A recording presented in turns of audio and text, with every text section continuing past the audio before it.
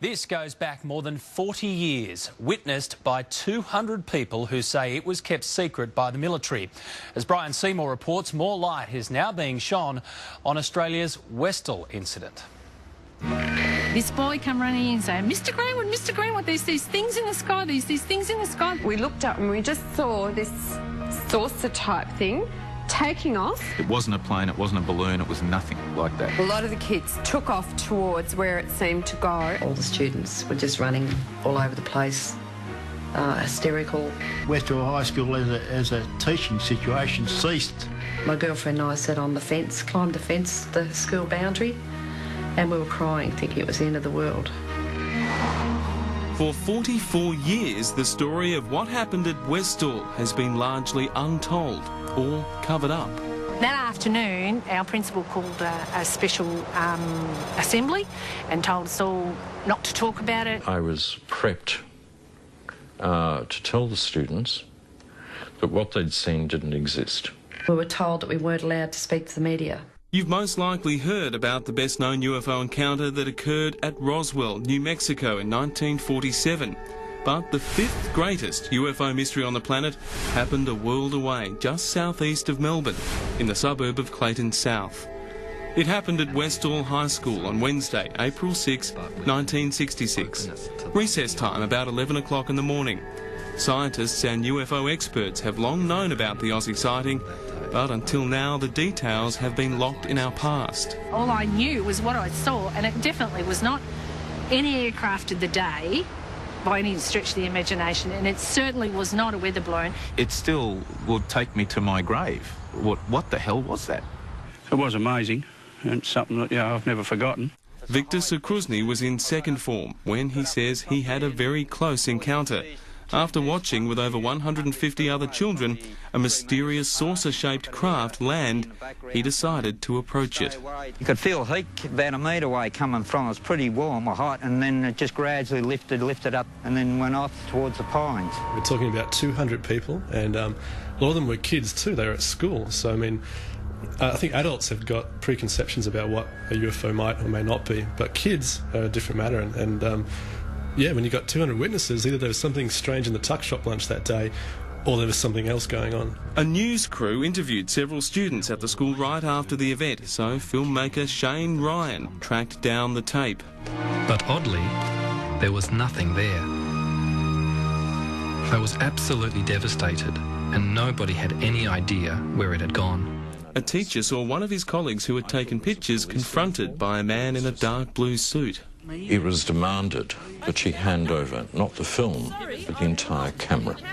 However, one written account survives in the Dandenong Journal newspaper, which reported the occurrence, questioned the involvement of the military and the cover-up by school officials. Flying saucers have invaded our planet. Washington, London, Paris. Popular culture made popular flying saucers, and sightings were common. They are real, anyway. They come from the other planets.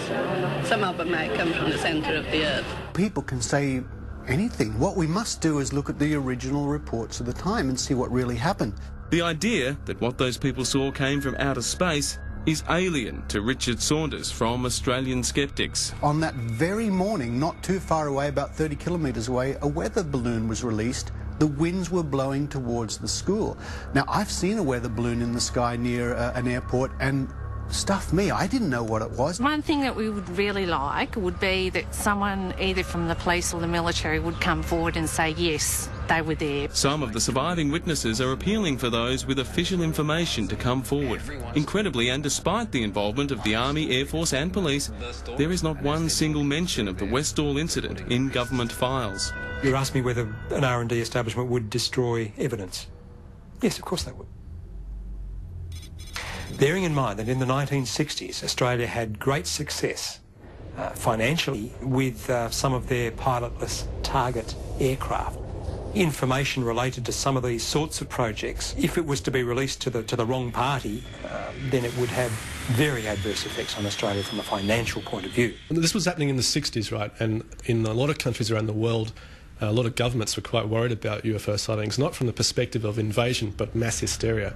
Dr. Martin Plowman was the first Australian to earn a PhD in ufology from the University of Melbourne. I do believe that there's life out there on other planets, but I think it's a long way away, and whether it's actually coming here in spacecraft and taking people out of their bedrooms at night, I'm not sure about that, but I've got an open mind. Documentary maker Shane Ryan has an obsession with what occurred at Westall.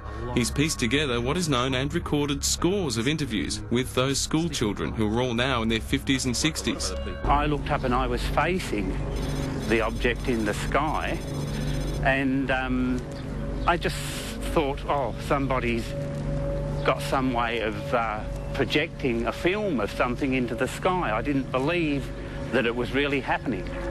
But my boss turned around and he saw it, and we stood there looking at it for several minutes. They crossed and walked down here to this corner.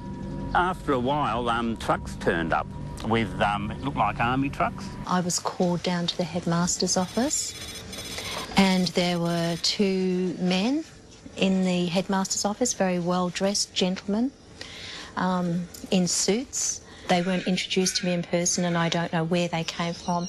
From my references now as an adult, I would say they were Asia. Then we went into, oh, and we suppose you think you saw a flying saucer. And I'm like, well, I didn't say that. I said I saw an object, and we suppose you saw little green men. When I came out, I think I burst into tears. They were certainly Australian government, and I think it was part of their job to keep everything quiet. It seems to me that a lot of the stories around this incident are elaborations made up over the years. The authorities had found a way to silence the children, but they still had unfinished business with the teacher, Andrew Greenwood. He told me that two officers came to his home and threatened him under the Official Secrets Act. They said that he couldn't have seen a flying saucer at Westall because there were no such things as flying saucers. They threatened to tell people he was alcoholic, even though he wasn't.